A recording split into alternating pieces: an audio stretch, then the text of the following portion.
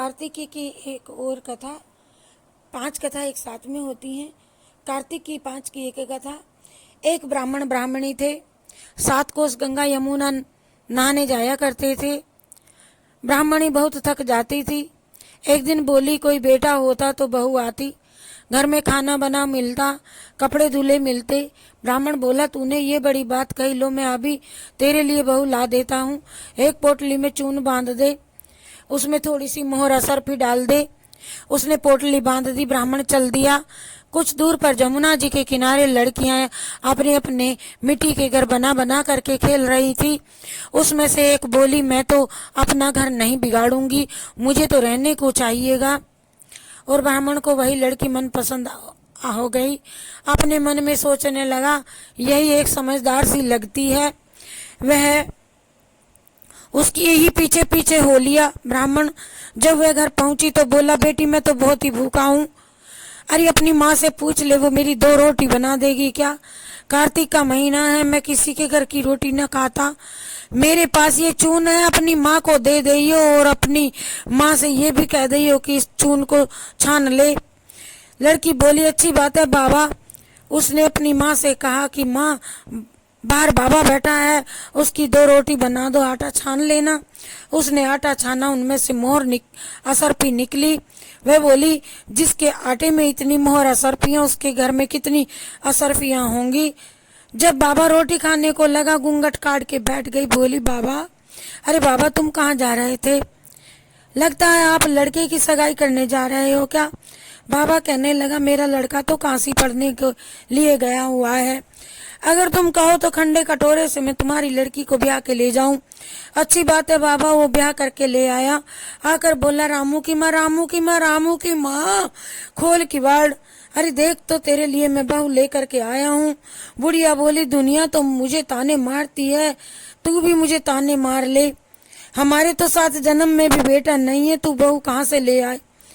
तो किवाड़ खोल रामू की माँ। उसने किवाड़ खोले, देखा सच में बहू खड़ी है।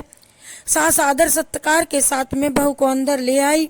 बूढ़े बुढ़िया नहाने जाते, बहू सारा घर का काम निपटा लेती, खाना बनाती, कपड़े धोती, रात को उनके पैर भी दबाती। इस तरह से बहुत समय निकल गया। सास बोली, बहू चूल्हे की आंच ना बुझने देना, मटके का पानी न खत्म होने देना। एक दिन चूल्हे की आंच भी बुझ गई और मटके का पानी भी खत्म हो गया। वह तो डर गई। उसने सोचा, जब तक आएंगे कैसे करूं। भागी भागी पड़ोस में बहू चली गई। घर में तो कोई था नहीं और बोली, पड़ोसन मुझे थोड़ी सी आंच दे दो, मेरे चूल्हे की आंच बुझ गई और मेरे सास ससुर आकर के आते ही होंगे, लड़ेंगे। और सुबह 4 बजे से गंगा जमुना स्नान करने गए हुए हैं। पड़ोसन ने कहा, तू कैसे पगली हो रही है? पड़ोसन ने ऐसी सीख सिखाई। उसे बताया कि इनके तो 7 जन्म में भी पुत्र नहीं है, ये तुझे बिना ही बेटे के ये खांड कटोरे से विवाह करके ले आए, इनके 7 जन्म में भी बेटा ना है। बहू बोली, ना, इसका बेटा तो काशी में पढ़ने गया है। पड़ोसन बोली, ना ना ना, ये बात बिल्कुल झूठ है, मेरा नाम मत लेना। बोली, मैं अब क्या करूं? तो उसने कहा, जली फूकी रोटी दे दिया कर, अलूनी दाल दे दे, और जब लड़ेंगे तो कह देना खीर की कचली दाल में, दाल की कड़छी खीर में कर दे। उसको पड़ोसन की उसी वक्त सीख लग गई। उसने ऐसा ही किया। सास ससुर आए, आज ना आदर है ना सत्कार है, को ना पैर छुए ना कपड़े दिए, खाना लगा दिया जैसा। सासू बोली, बहू, अरे बहू तुझे क्या हो गया? ये जली फूकी रोटी हमें, अरे दाल में भी नमक नहीं, अलूनी दाल है। तो बहू कहती है, खा लो सासू जी, तुम एक दिन खा लोगी तो कुछ ना होगा, मुझे तो जीवन भर अलूनी रहना है। सासू बोली, हे बहू, ये तुझे क्या हो गया? बहू को तो पड़ोस की सीख लग गई। बहू रात को तो सो गई, सुबह फिर भागी भागी जब स्नान करने चले गए। सास ससुर तो फिर पड़ोसन के घर जाती है। बोली, अरे अब मैं क्या करूं? तो पड़ोसन कहती है, 7 कोठों की चाबी मांग ले। जब सासू जाने लगी तो बहू आगे अड़ करके खड़ी हो गई। बोली, बाद में जाना, पहले मुझे सातों कोठों की चाबी दे दो। ससुर बोला चाबी? अरे चाबी तो दे देते हैं, आज भी तेरा कल भी तेरा, हमारा क्या है, आज मरे कल दूसरा दिन।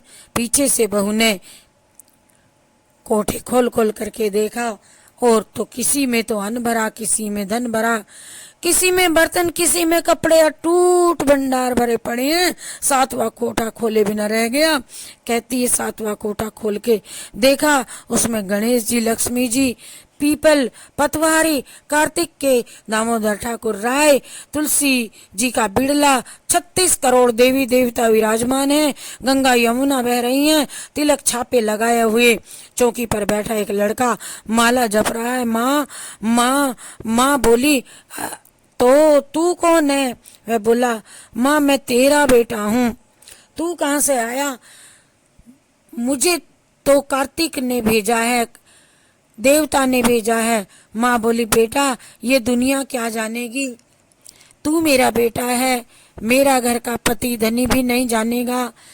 दुरानी जिठानी क्या जाने आगड़ पड़ोसन कि तू मेरा बेटा है। उसने पंडित से पूछा तो वह बोला, परली पाल पे बहू बेटा खड़े हो जाएं, इस पार बुढ़िया खड़ी हो जाए, चाम की अंगिया पहन लेवे और छाती में से दूध की धार निकले तो बेटे की दाढ़ी मूछ भीगे, पवन से गठजोड़ा बंधे तो सब जान जाएंगे कि बुढ़िया का बेटा है। उसने ऐसा ही किया, चाम की अंगिया फट गई, छाती में से दूध की धार निकली, बेटे की दाढ़ी मूछ भीग गई और पवन पानी से बहू बेटे का गठजोड़ा बंध गया। ब्राह्मण ब्राह्मणी बड़े खुश हुए। हे कार्तिक के ठाकुर राय दामोदर कृष्ण भगवान, जैसे उसे बहू बेटा दिए वैसे सबको देइयो, जैसी उसकी इच्छा पूरी की वैसी सभी की करियो। कहते कि सुनते की हुंकारा, भरते की जय गणेश जय गणेश जय गणेश जय ठाकुर।